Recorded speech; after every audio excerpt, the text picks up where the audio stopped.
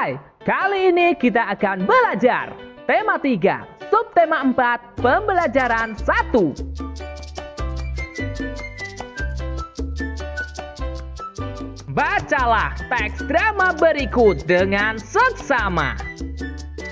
Si Ulat dan Si Semut oleh Agung Hastomo.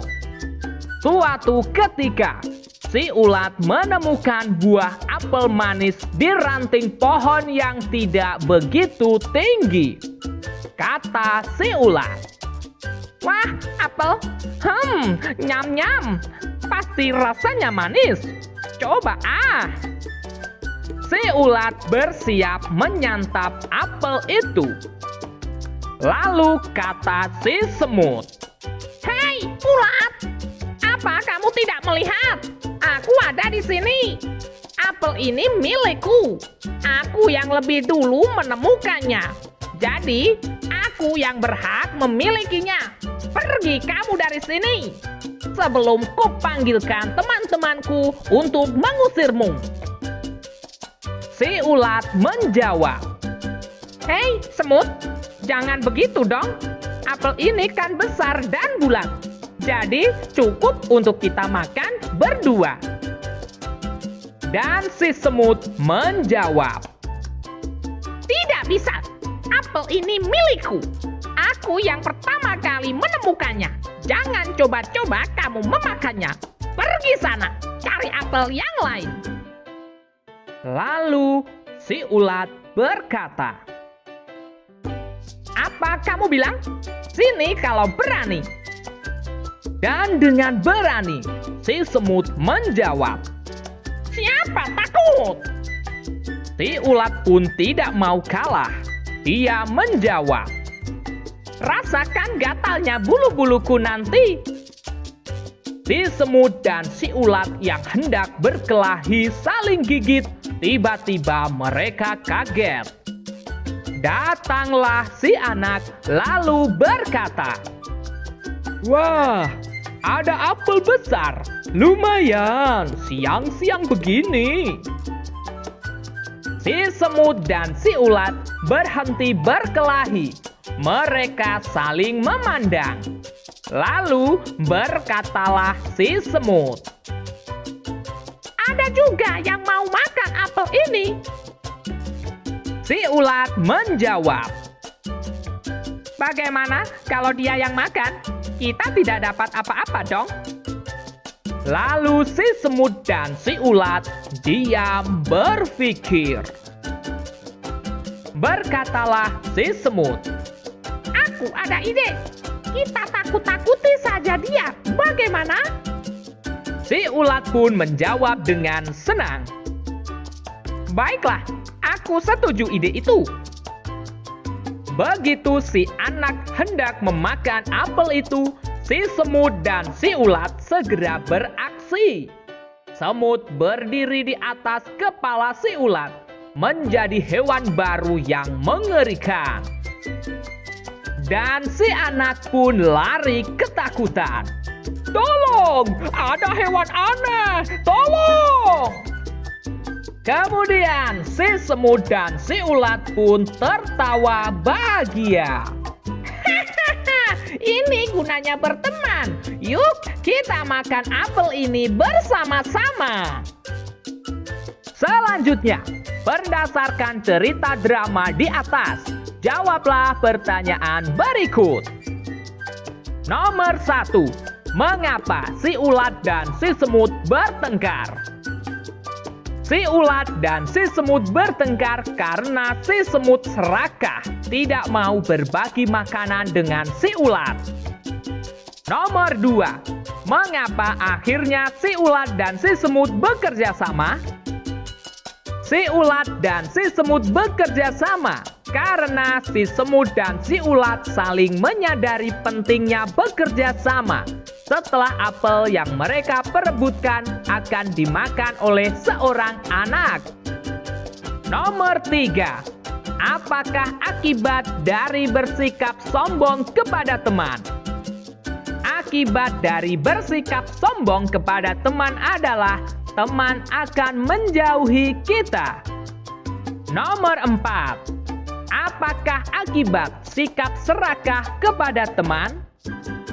Akibat sikap serakah kepada teman adalah menimbulkan kebencian teman.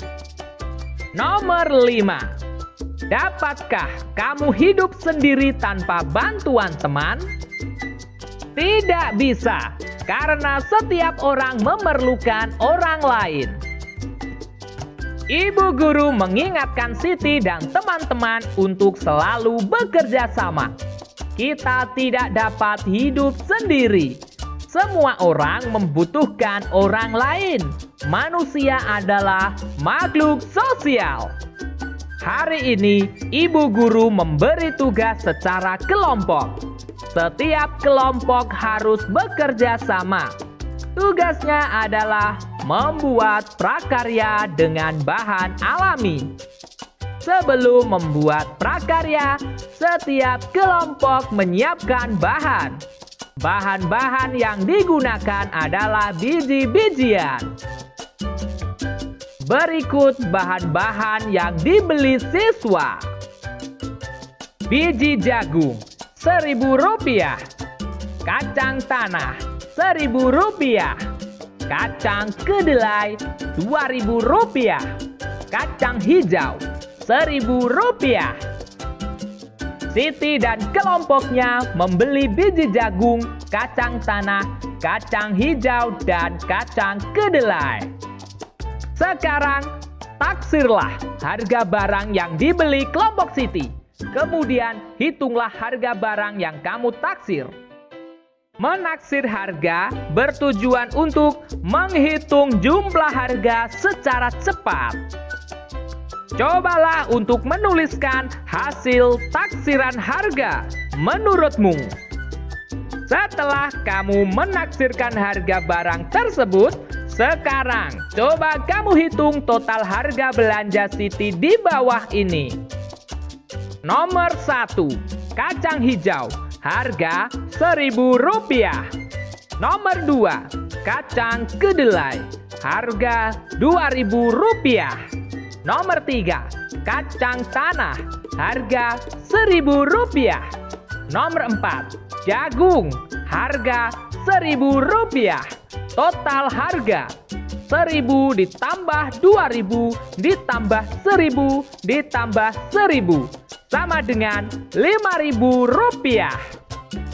Bagaimana? Apakah hasil taksiranmu tadi sesuai dengan jumlah harga yang telah kita hitung? Jika sesuai, kamu betul-betul luar biasa hebat. Selain membeli biji-bijian, Siti dan kelompoknya membeli alat dan bahan lainnya. Berikut bahan-bahan lainnya. Kertas gulung, Rp500. Lem, Rp1.000. Ballpoint, Rp1.000. Gunting, Rp1.000. Penggaris, Rp500. Berikutnya, taksirlah harga barang lain yang dibeli kelompok Siti. Kemudian, hitunglah harga barang lain yang kamu taksir. Cobalah menulis hasil taksiran harga menurutmu pada kolom berikut. Sekarang, coba kamu hitung jumlah keseluruhan harga belanja Siti di bawah ini. Nomor 1. Pena, jumlah harga Rp1.000. Nomor 2. Gunting, jumlah harga Rp1.000. Nomor 3. Penggaris, jumlah harga Rp500. Nomor 4. Lem, jumlah harga Rp1.000. Nomor 5. Kertas gulung, jumlah harga Rp500.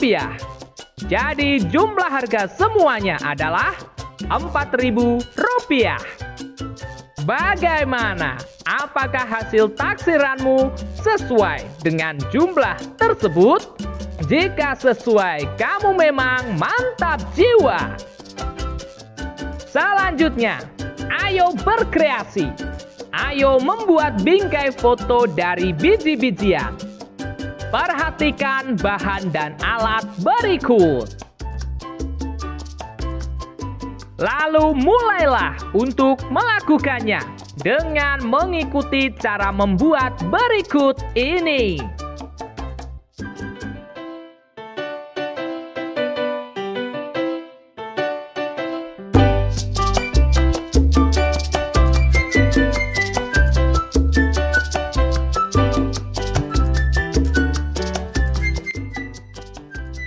Oke teman-teman, cukup sekian pembelajaran kali ini. Kita lanjutkan pembelajaran berikutnya. Udara hangat di sore hari. Mari semangat untuk berkreasi. Bye-bye. Hari ini kita akan belajar bersama-sama untuk mata pelajaran tematik kelas 2. Kita belajar di tema 3, tugasku sehari-hari, subtema 4, tugasku dalam kehidupan sosial, pembelajaran yang kedua. Mari adik-adik kita belajar dengan penuh semangat. Perhatikan gambar berikut ini. Apa yang sedang dilakukan Benny, Edo, dan teman-temannya ya? Ya, mereka sedang belajar menendang bola. Lalu ada juga yang belajar menangkap tendangan bola dari temannya. Hari ini semua anak bergembira. Mereka diajak Pak Guru bermain bola. Pak Guru membagi siswa menjadi 2 kelompok, kelompok putra dan kelompok putri. Setiap kelompok memiliki jumlah anggota sama. Masing-masing kelompok berlomba bermain, menendang, menangkap, dan melempar bola. Mereka harus bekerja sama dalam kelompoknya. Kelompok yang paling cepat adalah pemenangnya. Sebelum bermain, semua siswa melakukan pemanasan. Gerakan pemanasan dilakukan dari kepala sampai kaki. Adik-adik, kita bisa melakukan berbagai macam gerakan menggunakan bola, seperti menendang, menangkap, dan melempar. Nah, kalau kalian bermain secara kelompok, kalian harus bekerja sama supaya kelompok kalian menang. Adik-adik ingat ya, sebelum berolahraga, kalian harus melakukan pemanasan. Nah, pemanasan ini mempunyai tujuan supaya mempersiapkan otot-otot kita sebelum berolahraga adik-adik. Selain itu, pemanasan itu juga bermanfaat supaya nanti pada waktu olahraga kita tidak mengalami cedera. Jadi kalian harus melakukan pemanasan sebelum berolahraga. Pilihlah kata berikut yang memiliki arti yang sama. Lalu berilah tanda centang pada jawaban yang tepat. Nah, di sini ada 5 kalimat, 5 kata adik-adik. Nah, dalam satu kata itu ada arti yang sama. Misalnya menolong. Apakah sama artinya dengan memilih, meminjam, atau membantu? Nah, menolong itu sama artinya dengan kata membantu ya. Aku membantu ibu, aku menolong ibu. Jadi memiliki arti yang sama. Lalu yang kedua ada kata kelompok.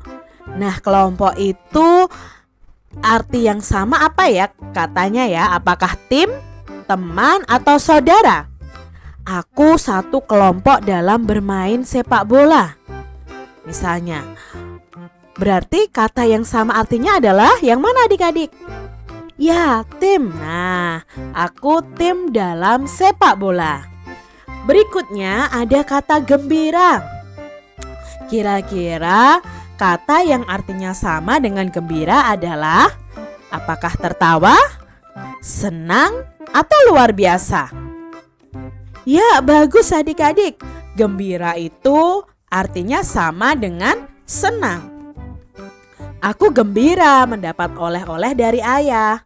Aku senang mendapat oleh-oleh dari ayah.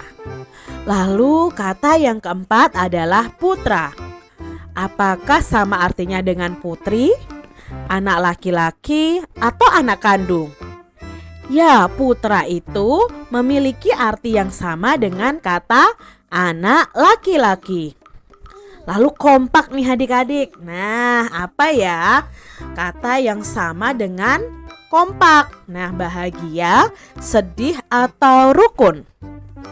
Ya, kompak itu artinya sama dengan rukun. Gampang ya adik-adik. Jadi kalian bisa mengetahui kata yang memiliki arti yang sama. Dalam permainan itu, Pak Guru membagi siswa menjadi 2 kelompok ya. Beberapa kelompok putra dan beberapa kelompok putri.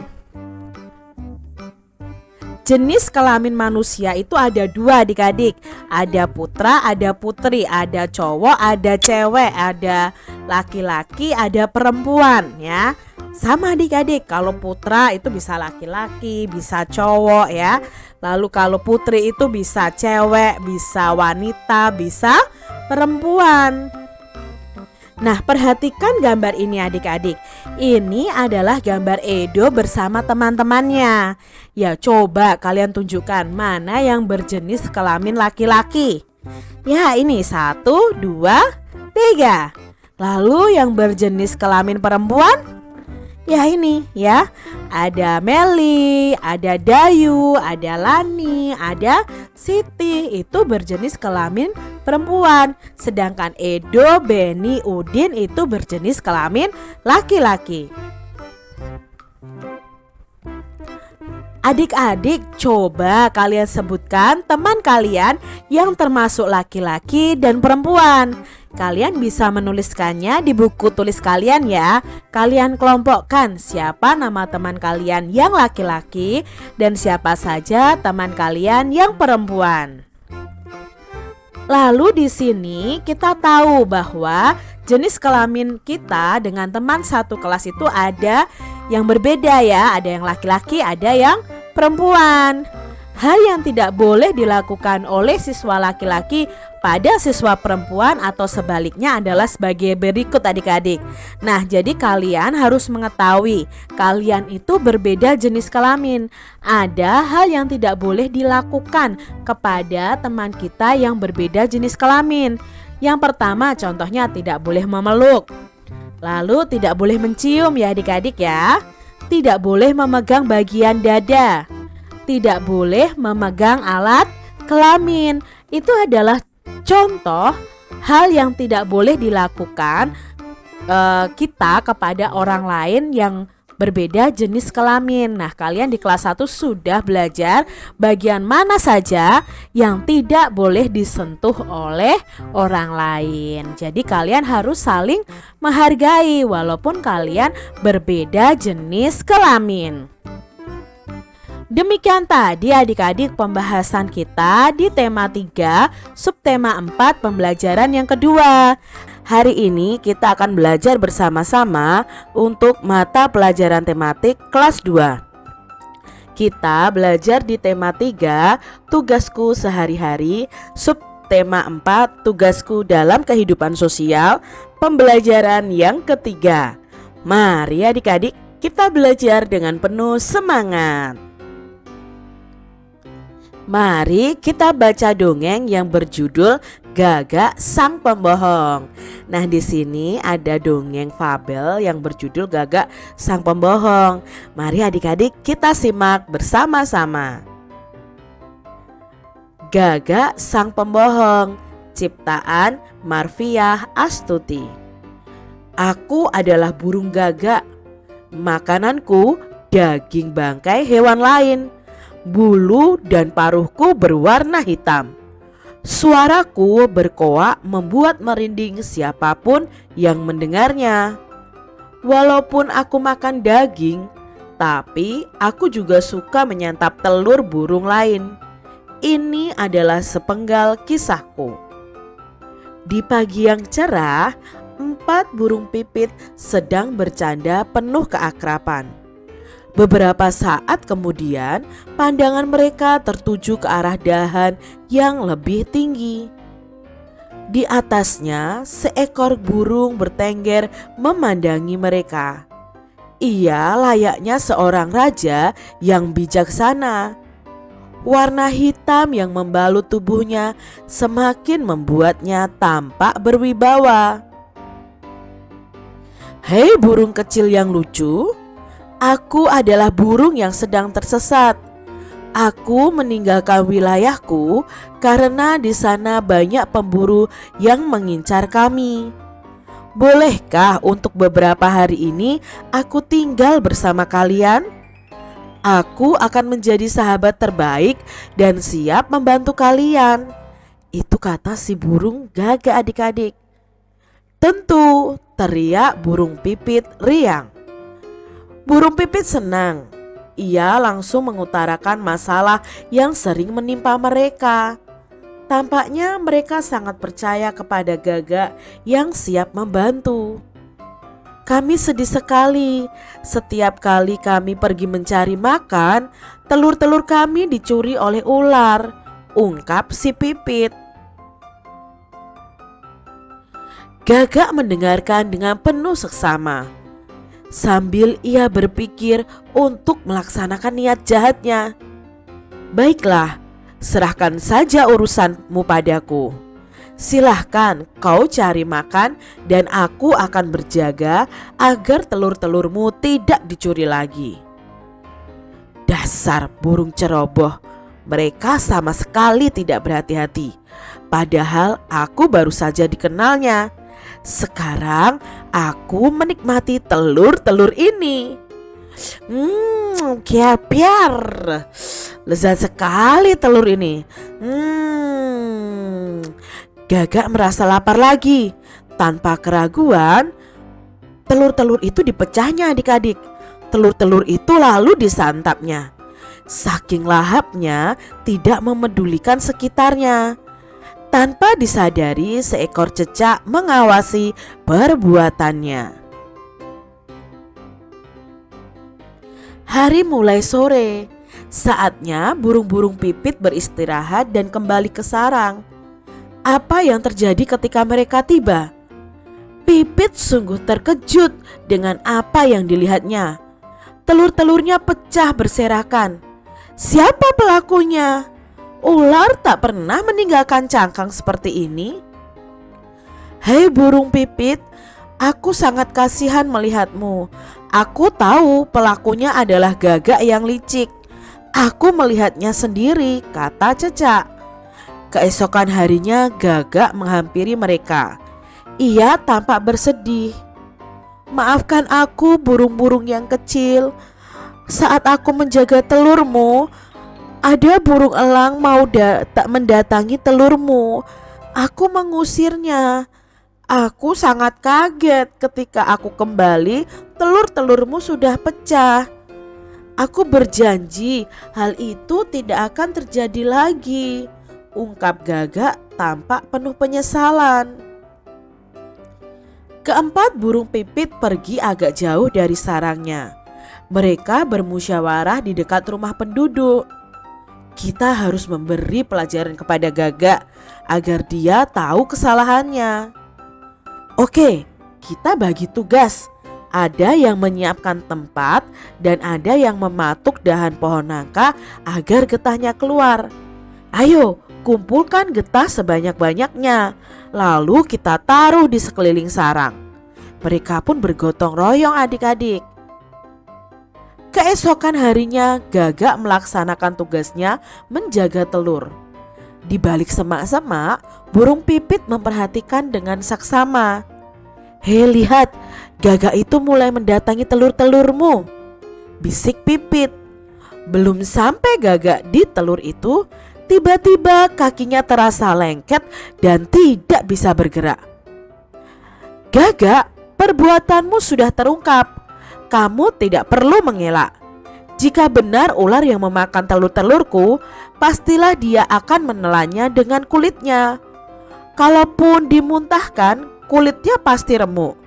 Cecak juga menjadi saksi atas perbuatanmu yang tidak terpuji itu, kata burung pipit. Maafkan aku burung pipit.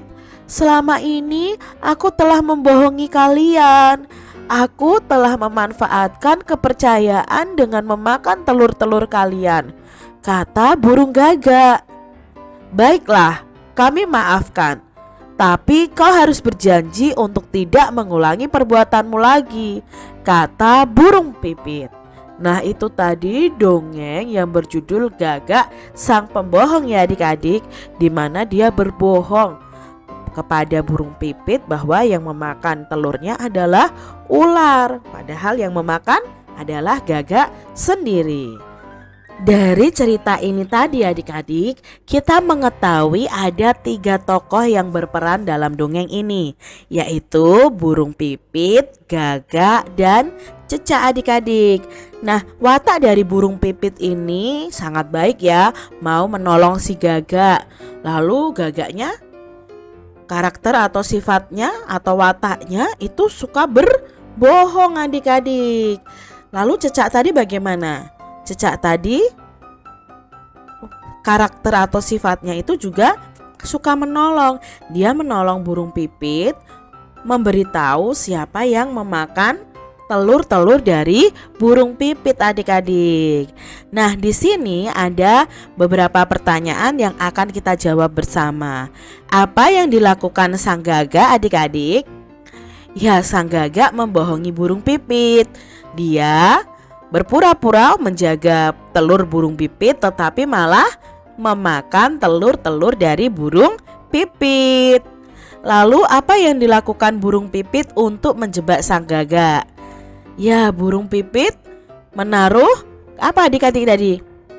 Getah nangka di sekitar sarang burung pipit sehingga kaki sang gagak menjadi lengket dan tidak bisa bergerak. Lalu pertanyaan yang ketiga, apakah yang kamu peroleh pada kisah di dongeng Gagak Sang Pembohong adik-adik? Apa ya pesan apa yang kita peroleh dari dongeng tersebut?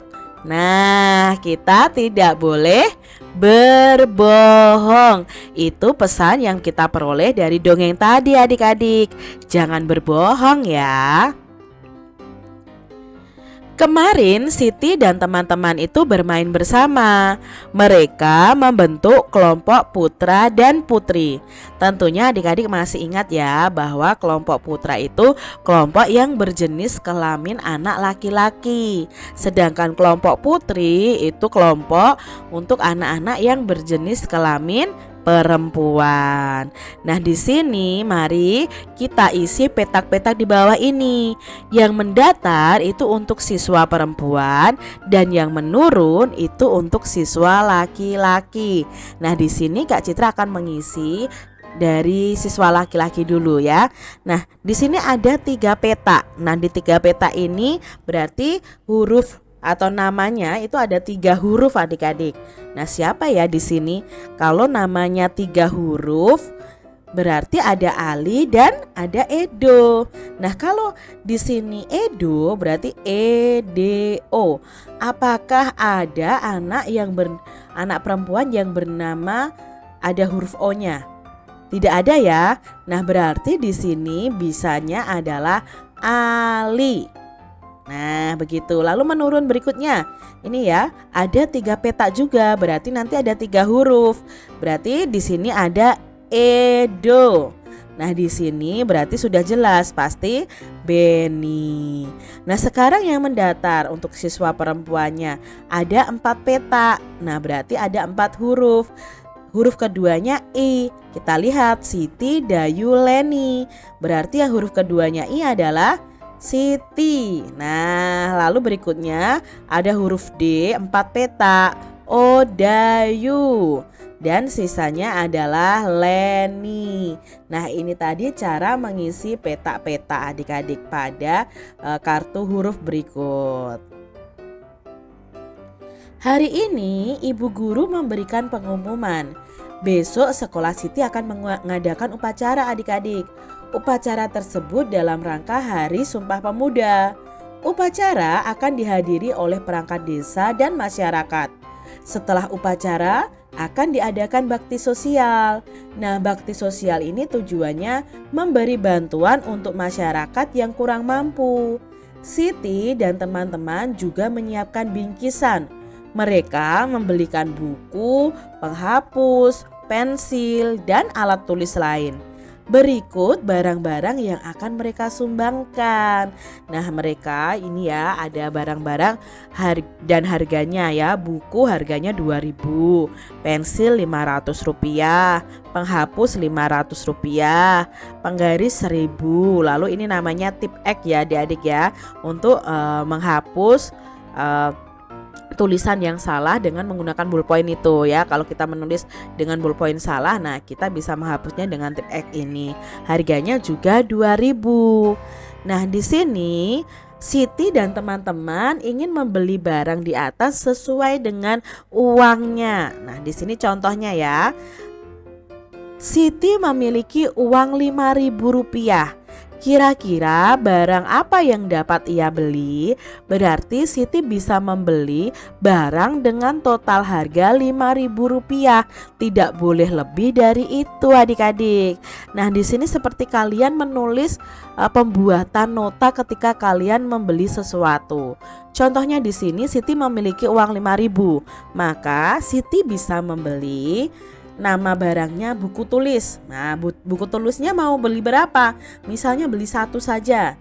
Harga buku tulisnya berapa? 2.000. Oh, berarti jumlah harganya karena hanya beli satu saja, berarti harganya cuma 2.000. Lalu Siti juga membeli pensil misalnya. Pensilnya mau beli berapa? Misalnya beli satu. Nah, harganya berapa? Oh, satunya harganya 500. Berarti jumlah harganya 500 juga. Lalu Siti membeli penghapus. Penghapusnya berapa? Oh, satu. Satu, lalu harganya berapa? Oh, 500 rupiah. Jumlah harganya 500 rupiah. Kalau di total belanjaan Siti itu baru berapa? 2.000 ditambah 500 ditambah 500.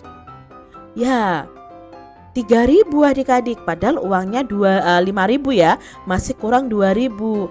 Nah, lalu Siti membeli lagi penggaris, tetapi di sini Siti membeli penggarisnya sebanyak 2. Harga penggarisnya satunya 1.000 rupiah. Berarti kalau beli 2 jumlah harganya adalah 2.000 rupiah. Nah, kalau sudah tertulis semuanya, lalu kita total adik-adik. 2.000 ditambah 500, 2.500. 2.500 ditambah 500, 3.000. 3.000 ditambah 2.000, ya 5.000. Berarti uang Siti ini sudah pas untuk membeli buku tulis sebanyak 1, pensilnya 1, penghapusnya 1, penggarisnya 2. Nah, kalian bisa memperkirakan barang-barang yang lain. Mungkin contohnya ya, beli tip X-nya 1, 2.000 ya. Lalu beli bukunya 1, 4.000. Lalu beli penggarisnya 1, 5.000. Nah, itu sama adik-adik. Harga jumlah harganya itu 5.000. Jadi kalian bisa perkirakan sendiri ya, selain punya Kak Citra ini. Lalu berikutnya, Edo memiliki 2 keping 500-an. Berarti kalau 2 keping 500-an itu nilainya berapa adik-adik? Ya, 1.000. Dan 2 lembar uang 1.000-an. Berarti 2 lembar uang 1.000-an nilainya berapa? Ya, 2.000. 2.000 ditambah 1.000 sama dengan 3.000. Nah, ini uang Edo 3.000 dulu adik-adik. Barang apa yang dapat ia beli? Nah, baru kita cari tahu barang apa saja yang bisa Edo beli dengan uang 3.000 rupiah. Contohnya, Edo beli tip X. Tip X-nya sebanyak 1. Harganya berapa? Oh, 2.000. Berarti jumlah harganya 2.000. Lalu beli pensil Edo. Pensilnya 1 saja. Harganya 500. Maka jumlah harganya 500 karena membelinya hanya 1. Nah, di sini baru 2.500. Padahal uangnya 3.000. Nah, berarti Edo masih bisa membeli 1 barang lagi yang harganya 500 rupiah. Berarti bisa membeli penghapus. Berapa belinya? Ya cuma 1 adik-adik, seharga 500 rupiah. Maka jumlah harganya atau totalnya 2.000 ditambah 500 ditambah 500.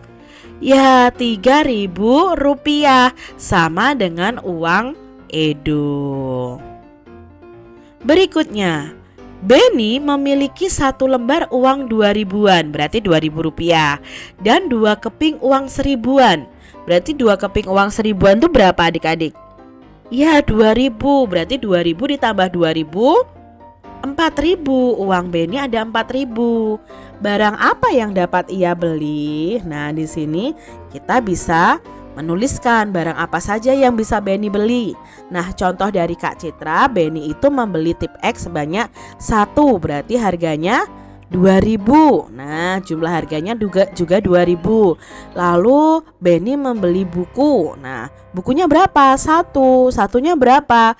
2000 juga. Nah, berarti di sini harganya juga 2000. 2000 ditambah 2000 sama dengan 4000. Kak, boleh tidak aku belinya begini? Buku 1 2000 berarti. Penggaris 1, ya bisa 3000. Lalu penghapusnya 1, pensilnya 1, totalnya 4000 bisa Kak? Bisa adik-adik. Kalian bisa memperkirakan barang apa saja yang dapat Beni beli. Demikian tadi adik-adik pembahasan kita di tema 3, subtema 4 pembelajaran yang ketiga. Apakah kalian siap belajar hari ini? Hari ini kita akan belajar di tema 3, subtema 4 pembelajaran yang keempat, khususnya untuk tematik kelas 2. Mari adik-adik kita belajar dengan penuh semangat. Upacara Hari Sumpah Pemuda. Upacara berlangsung khidmat. Upacara diikuti seluruh siswa dan guru. Pembina upacara memberi pengarahan. Pembina upacara berpesan agar siswa terus rajin belajar. Seluruh siswa harus bersatu membangun bangsa. Kemudian ada petugas yang membacakan naskah Sumpah Pemuda. Adik-adik, perlu kalian ketahui, setiap tanggal 28 Oktober kita selalu memperingati Hari Sumpah Pemuda. Hari Sumpah Pemuda ini diperingati untuk mengingat kembali perjuangan bangsa Indonesia melawan penjajah yang menjajah bangsa Indonesia adik-adik. Nah, di dalam Sumpah Pemuda ini ada 3 bunyi Sumpah Pemuda. Yuk kita ikuti adik-adik ya. Ini adalah naskah Sumpah Pemuda. Yang pertama, kami putra dan putri Indonesia mengaku bertumpah darah yang satu, tanah air Indonesia. Lalu yang kedua, kami putra dan putri Indonesia mengaku berbangsa yang satu, bangsa Indonesia. Lalu yang ketiga, kami putra dan putri Indonesia menjunjung bahasa persatuan, bahasa Indonesia. Nah, itu tadi ketiga bunyi Sumpah Pemuda adik-adik. Dengan adanya naskah Sumpah Pemuda ini, semua pemuda yang ada di Indonesia pada zaman itu punya semangat untuk terbebas dari penjajah. Mereka ingin bangsa Indonesia itu merdeka dari penjajahan adik-adik. Karena Sumpah Pemuda ini dulu berdirinya itu tanggal 28 Oktober 1928. Jadi itu sebelum kemerdekaan bangsa Indonesia ada adik-adik. Jadi mereka berjuang untuk Indonesia bisa merdeka. Jadi adik-adik, mari kita hafalkan dan kita pahami bersama isi dari naskah Sumpah Pemuda ini. Bahwa yang pertama kita itu bertumpah darah yang satu, yaitu tanah air kita Indonesia. Lalu yang kedua kita itu berbangsa yang satu, yaitu bangsa Indonesia. Yang ketiga, kita harus menjunjung bahasa persatuan. Bahasa persatuan kita adalah bahasa Indonesia. Nah, itu tadi isi dari naskah Sumpah Pemuda. Pilih kata berikut yang memiliki arti yang sama. Berilah tanda centang pada jawaban yang tepat. Nah, pada bacaan tadi ada kata tanah air. Tanah air itu artinya apa Kak Citra? Apakah tanah kelahiran, tanah liat atau tanah subur. Nah, yang dimaksud tanah air itu adalah tanah kelahiran. Lalu kata yang kedua adalah bangsa. Bangsa itu artinya apa ya? Apakah musuh, masyarakat, atau penjajah? Ya, bangsa itu memiliki arti masyarakat. Yang ketiga, sumpah. Nah, kata yang memiliki arti yang sama dengan kata sumpah adalah ikrar, ingkar, atau sombong. Ya, sumpah itu sama dengan ikrar. Kata berikutnya ada khidmat. Nah, tadi ya kita mengikuti upacara dengan khidmat. Nah, khidmat itu apa? Ribut, kusyuk, atau ramai adik-adik. Nah, khidmat ini memiliki arti yang sama dengan kata kusyuk atau sungguh-sungguh. Yang kelima ada kata bersatu. Bersatu itu memiliki arti yang sama dengan kata apa adik-adik? Berkelompok, cerai-berai, atau runtuh. Ya, bagus, berkelompok. Mengenal perbedaan suku. Indonesia itu dikenal dengan suku bangsa yang begitu banyak adik-adik. Jadi Indonesia dikenal kaya akan berbagai suku bangsa. Ada suku Jawa, Sunda, Batak, Dayak, dan Bali. Suku Jawa, nah ini ada gambarnya adik-adik. Suku Jawa ini berasal dari Jawa. Suku Sunda itu berasal dari Jawa Barat. Ada suku Batak itu berasal dari Sumatera Utara. Lalu suku Dayak itu berasal dari Kalimantan. Dan ada suku Bali itu berasal dari Bali. Masih banyak suku-suku lain yang terdapat di Indonesia. Adik-adik kalian perlu ketahui ya, ini beberapa nama suku saja yang ada di Indonesia. Padahal Indonesia itu punya banyak sekali suku yang mendiami Indonesia. Siti berasal dari Jawa. Nah ini ya, ini animasi orang Jawa ya, memakai kebaya, memakai beskap. Lalu Beni itu berasal dari Sumatera Utara. Dayu berasal dari Bali. Nah biasanya kalau orang Jawa itu ya sukunya suku Jawa. Orang Sumatera Utara itu biasanya sukunya suku Batak. Lalu orang Bali itu sukunya suku Bali. Leni berasal dari Kalimantan. Nah orang Kalimantan itu biasanya ada suku Dayak ya. Lalu Edo berasal dari Papua. Nah ini ya suku Papua ya adik-adik ya, Edo ini. Pasangkan nama-nama siswa berikut sesuai dengan sukunya. Nah, Dayu tadi berasal dari Bali, maka dia termasuk dalam suku Bali. Edo tadi berasal dari Papua, maka sukunya adalah suku Papua. Beni berasal dari Sumatera Utara, maka sukunya suku Batak. Sedangkan Siti itu berasal dari Jawa, maka sukunya adalah suku Jawa. Bagaimana sebaiknya sikapmu kepada teman yang berbeda suku atau daerah asal adik-adik? Ya, kita harus saling menghargai, kita harus saling menolong, tidak menjelek-jelekan suku lain ya. Bangga dengan beraneka ragam suku yang ada di Indonesia. Tetap berteman walaupun berbeda suku atau berbeda daerah asal.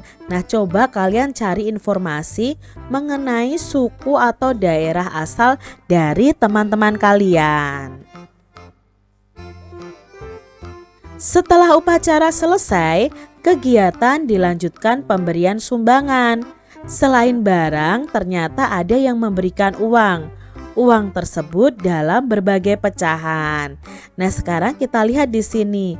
Tukarkan gambar beberapa pecahan uang yang jika digabungkan akan memiliki jumlah yang sama dengan uang tersebut. Siti membeli pensil warna seharga Rp4.000. Nah, Rp4.000 ini bisa dibayar dengan uang pecahan apa saja adik-adik. Nah, di sini Kak Citra mencoba menggambarkan ya pecahan uang yang nilainya Rp4.000. Itu Kak Citra mempunyai 2 lembar uang Rp2.000-an. Rp2.000 kalau ada 2 lembar berapa ya jumlahnya? Iya, 4.000. Sekarang kalau Kak Citra punya uang 1.000-an sebanyak 4 lembar. Berapa jumlahnya? Ya, Rp4.000 juga. Jadi di sini ada beberapa kelompok pecahan uang yang bisa kita gabungkan sehingga nilainya menjadi Rp4.000. Bisa kalian misalnya menggambarkan uang 500-an. Nah, untuk menjadi Rp4.000 dibutuhkan berapa uang 500-annya? Misalnya dibutuhkan 8 keping uang 500-an supaya nilainya Rp4.000. Lalu di sini Dayu membeli buku gambar seharga Rp3.000. Nah, coba gambarkan beberapa pecahan uang yang digabungkan jumlahnya sama dengan uang tersebut.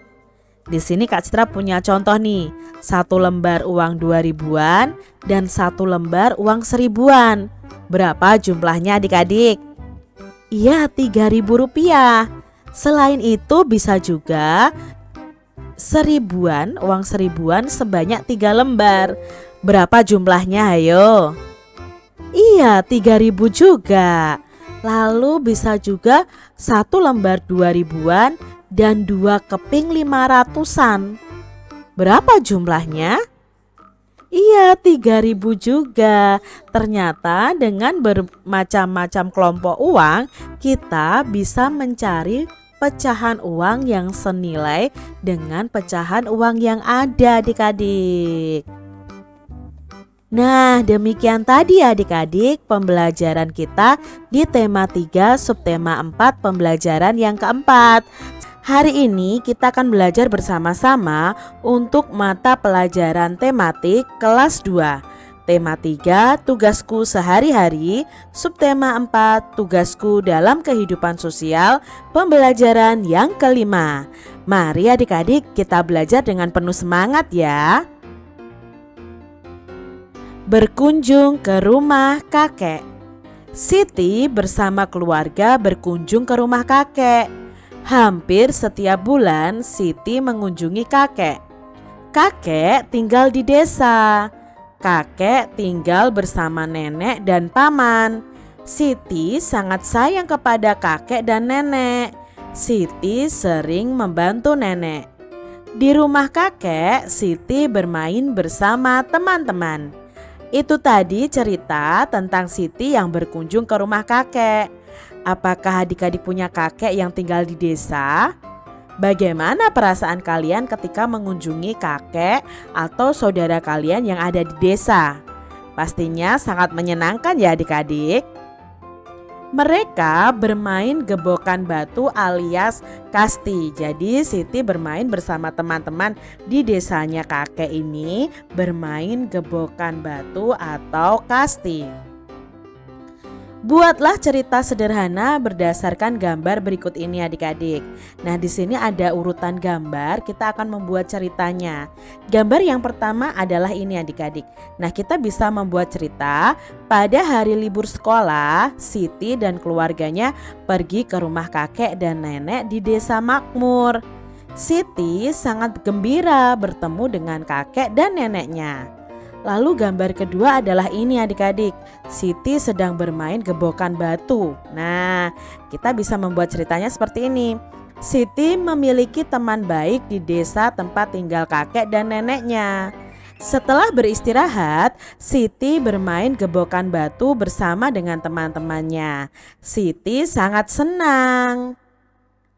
Lalu gambar yang ketiga adalah gambar ini adik-adik ya. Keluarga Siti semuanya mengobrol di ruang tamu. Nah, bagaimana ya cerita kelanjutannya? Nah, di sini bisa kita lanjutkan. Setelah selesai bermain, Siti pulang ke rumah kakeknya dan mandi. Setelah makan malam bersama, Siti dan semua keluarganya berkumpul di ruang tamu untuk berbincang-bincang bersama. Nah, itu tadi kita membuat cerita berdasarkan gambar yang ada. Mengenal anggota keluarga Siti. Ini adalah anggota keluarga Siti. Ada Siti, ada Zahra, ada paman, ada ayah dan ibu, ada kakek dan nenek. Zahra adalah anak dari Pak D. Pak D itu kakak dari ayahnya Siti. Zahra masih sekolah di SMP. Paman adalah adik dari ayah ya. Kalau kalian panggil paman, berarti paman itu adik dari ayah atau ibu kalian. Kami memanggil paman itu dengan Pak Li. Nah, kalau orang Jawa itu memanggil kakaknya ayah itu Pak D. Kalau memanggil adiknya ayah itu Pak Li. Nah, kalau di tempat kalian masing-masing, bagaimana adik-adik cara memanggil kakak dari ayah atau ibu kita dan memanggil adik dari ayah atau ibu kita? Yang pastinya di sini kalau di Jawa ya Pak D dan Pak Le. Paman ya, Pak Le-nya si Siti ini baru lulus dari SMA. Nah, adik-adik coba lihat di sini, di dalam kurung ini ada tulisan anak-anak, remaja, dewasa.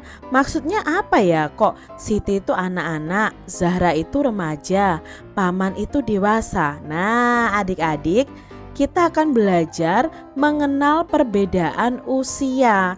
Di sini usia itu ada kategorinya adik-adik. Usia 0 sampai 12 tahun itu dikategorikan sebagai anak-anak. Kalau adik-adik usia berapa, heyo? Nah, kalau adik-adik masih usia 0 sampai 12 tahun, berarti adik-adik itu termasuk kategori anak. Lalu kalau usianya 13 sampai 17 tahun, itu kategorinya adalah remaja.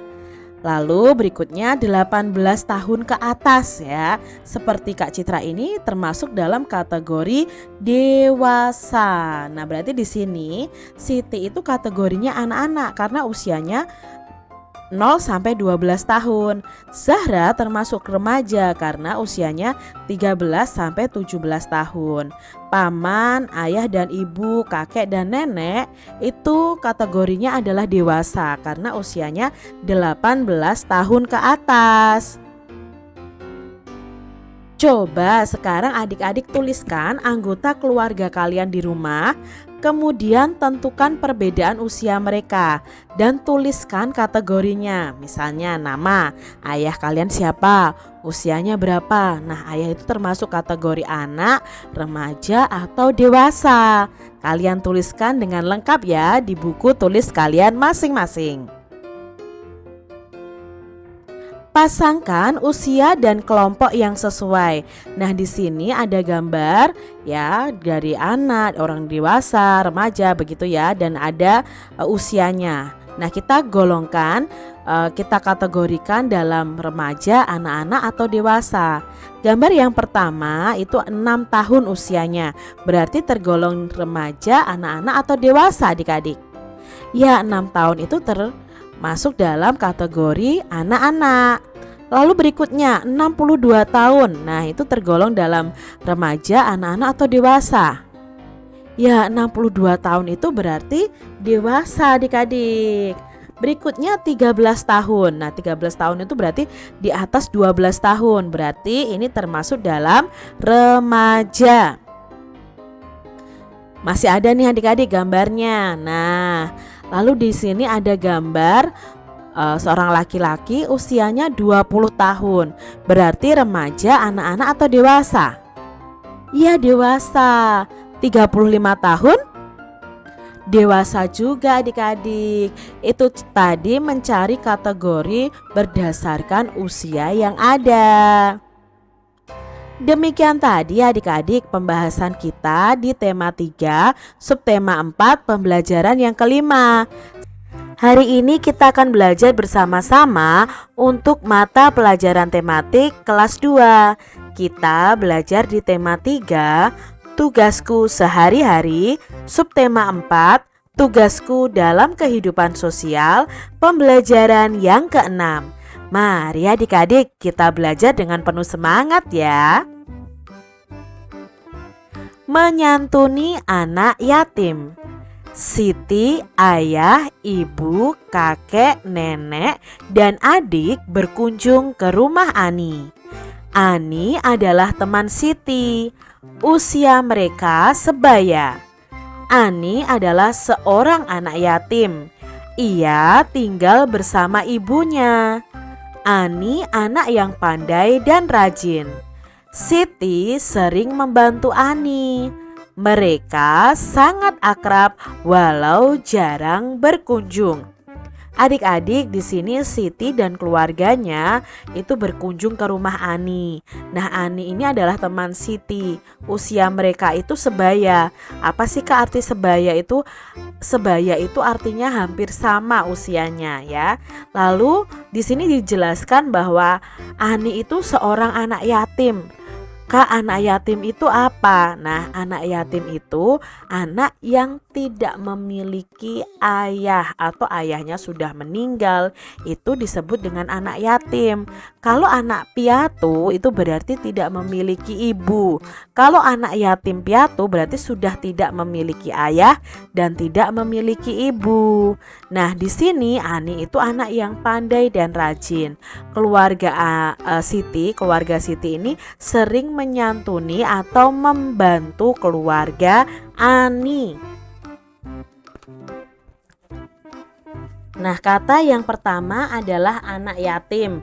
Coba adik-adik buat kalimat dengan kata anak yatim. Di sini Kak Citra contohkan Eko anak yatim. Kata berikutnya adalah berkunjung. Coba adik-adik buat kalimat dengan kata berkunjung. Contoh dari Kak Citra, aku berkunjung ke kebun binatang. Kalian buat kalimat yang berbeda dengan punya Kak Citra ya. Lalu kata berikutnya ada kata pandai. Nah, gampang ya adik-adik kalau membuat kalimat dengan kata pandai. Edo anak yang pandai. Begitu. Lalu ada kata apa lagi ya di sini? Kata menyantuni. Nah, menyantuni itu artinya memberi sumbangan atau memberi bantuan. Itu menyantuni adik-adik. Contoh kalimatnya, kami menyantuni anak yatim. Setelah mengunjungi Ani, Siti dan keluarga kembali ke rumah. Kakek dan nenek sangat senang Siti berkunjung ke rumah. Siti dan Ali itu diberi sejumlah uang oleh nenek. Siti dan Ali masing-masing mendapat uang Rp5.000. Siti dan Ali membelanjakan uang mereka. Coba kalian tentukan kemungkinan pecahan uang kembalian yang mereka terima. Nah, yuk kita pelajari bersama adik-adik. Siti mendapat uang dari nenek sebesar Rp5.000. Siti membeli pensil seharga Rp2.000. Maka uang kembalian Siti itu berapa adik-adik? Kita harus cari tahu dulu ya. Uang kembalian Siti dari Rp5.000 dikurangi Rp2.000. Nah, kita kurangi dari angka paling belakang. 0 kurangi 0, 0. 0 kurangi 0, 0. 0 kurangi 0, 0 juga. 5 dikurangi 2. Ya, 3. Berarti uang kembalian Siti itu adalah Rp3.000. Nah, sekarang uang Rp3.000 itu dengan pecahan uang apa saja? Kak Citra punya beberapa kelompok uang yang bisa untuk kembalian Siti sebanyak Rp3.000. Contohnya di sini satu lembar Rp2.000, lalu ada satu lembar Rp1.000. Nah, ini bisa untuk kembalian Siti. Atau bisa juga dengan uang seribuan sebanyak 3. Nah, nilainya sama Rp3.000. Atau bisa juga dengan 3 keping uang Rp1.000. Itu nilainya sama, yaitu Rp3.000. Coba kalian adik-adik ya bikin uang dari kertas ya. Kalian tulis di kertas sobekan begitu beberapa pecahan uang. Nah, kalian bisa bermain jual beli. Nah, siapa yang menjadi penjual, siapa yang menjadi pembeli. Nah, nanti kalian akan belajar di situ mengembalikan uang kembalian dari barang yang dibeli oleh teman kalian atau kakak kalian atau adik kalian. Di sini selanjutnya Ali juga sama mendapat uang dari nenek Rp5.000. Lalu Ali membeli penghapus seharga Rp1.000. Berapa kembaliannya Ali? Nah, di sini kita kurangi 5.000 dikurangi 1.000. Ayo adik-adik, berapa 5.000 dikurangi 1.000? Ya, Rp4.000. Jadi uang kembalian Ali adalah Rp4.000. Lalu kelompok pecahan uangnya bagaimana Kak Citra? Nah, di sini contoh dari Kak Citra untuk mendapatkan Rp4.000 adalah 1 lembar 2.000-an dan 2 lembar 1.000-an. Nilainya 4.000 adik-adik. Bisa juga dengan 4 lembar uang 1.000-an. Nah, bisa juga dengan 1 lembar uang 2.000-an lalu 2 keping uang 1.000-an. Ini nilainya sama, yaitu Rp4.000. Siti mendapat uang dari nenek sebesar 5.000. Siti membeli buku seharga 3.000. Maka berapa ya kembalian uang Siti? Berarti 5.000 dikurangi 3.000. Ayo, berapa adik-adik 5.000 dikurangi 3.000? Ya, Rp2.000. Jadi uang kembalian Siti adalah Rp2.000. Nah, untuk pecahan uangnya bagaimana? Ya, bisa dengan 1 lembar uang Rp2.000. Atau bisa juga dengan 2 lembar uang 1.000-an. Atau bisa juga dengan 2 keping uang 1.000-an. Kakek adalah seorang yang hebat. Dahulu kakek pandai membuat prakarya. Dari kakek ini Siti belajar membuat tempat pensil dari barang bekas. Nah, adik-adik, pada pembelajaran ini kalian akan membuat tempat pensil dari botol bekas. Seperti ini gambarnya adik-adik, membuat prakarya tempat pensil yang cantik. Alat dan bahan yang kalian perlukan adalah botol plastik bekas minuman ringan cukup 1 buah saja. Lalu kertas sampul warna hijau atau kertas berwarna lainnya. Ukurannya 21 cm dikali 8 cm sebanyak 1 lembar. Lalu potongan sisa kertas pembungkus kado berwarna perak, emas atau warna apa saja yang ukurannya 1 cm dikali 21 cm sebanyak 1 helai. Lalu ada 3 helai potongan kertas sampul warna merah. Ukurannya ini untuk membuat bunga mawar ini adik-adik. Lalu ada selembar kertas warna hijau muda, itu ukurannya 4 cm kali 8 cm, itu untuk membuat daun dari bunga mawar, setangkai ranting kering dari rerumputan, lem tembak atau hot glue atau lem uhu juga bisa, gunting, spidol merah dan hijau, mistar atau penggaris. Nah, ini alat dan bahannya. Langkah-langkahnya seperti ini adik-adik cara membuat tempat pensilnya. Yang pertama, siapkan sebuah botol plastik, bersihkan dan keringkan terlebih dahulu adik-adik.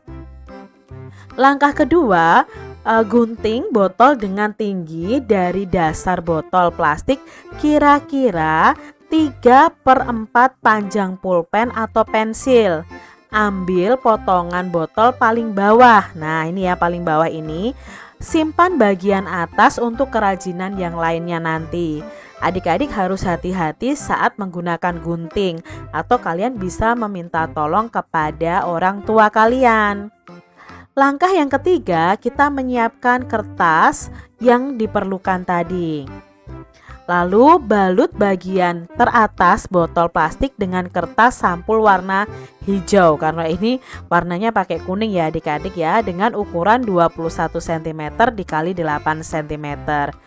Kita mungkin memerlukan penggaris, spidol atau pulpen dan gunting untuk langkah ini. Gunakan lem tembak atau lem uhu untuk menempelkan kertas pada botolnya. Langkah berikutnya, tambahkan sedikit hiasan di bagian atas potongan botol plastik. Tempelkan secara melingkar kertas warna perak, emas, atau warna lainnya yang tersedia. Siapkan, nah sekarang mulai hiasannya. Siapkan daun bunga mawar dengan menggunting kertas warna hijau muda ukuran 4 cm x 8 cm. Buat daun kecil-kecil adik-adik. Lalu berikutnya, siapkan setangkai batang atau ranting rerumputan yang telah kering. Kalian siapkan terlebih dahulu, lalu buat 3 kuntum bunga mawar dari kertas. Lihat caranya pada tutorial cara membuat bunga mawar merah dengan teknik melipat pita. Nah, nanti adik-adik cari ya di channel YouTube cara membuat bunga mawar dengan teknik melipat pita. Tentunya kita juga boleh menggunakan model bunga kertas yang lainnya. Mungkin beberapa tutorial cara membuat bunga kertas di bawah ini dapat menjadi pilihan yang bagus untuk kreasi kita. Gunakan spidol merah untuk menutupi bekas potongan kertas atau bekas guntingan di sisi kertas yang terlipat berwarna putih. Gunakan lem tembak atau hot glue atau lem uhu juga bisa untuk menempelkan hiasan tadi ya, berupa bunga mawar, lalu daunnya, rantingnya itu kepada botol ya. Kita tempelkan di botolnya adik-adik. Susunlah seperti membuat sebuah segitiga. Biarlah lem mengeras dan dingin hingga bunga-bunga kertas menempel dengan baik dan kuat. Nah, itu tadi cara membuat tempat pensil dari botol bekas. Sebenarnya bisa ya adik-adik ya, dengan kain flanel, lalu dengan kain sisa jahitan atau kain perca, itu bisa juga untuk menjadi hiasan tempat pensil. Demikian tadi adik-adik pembahasan kita di tema 3 subtema 4 pembelajaran yang ke-6.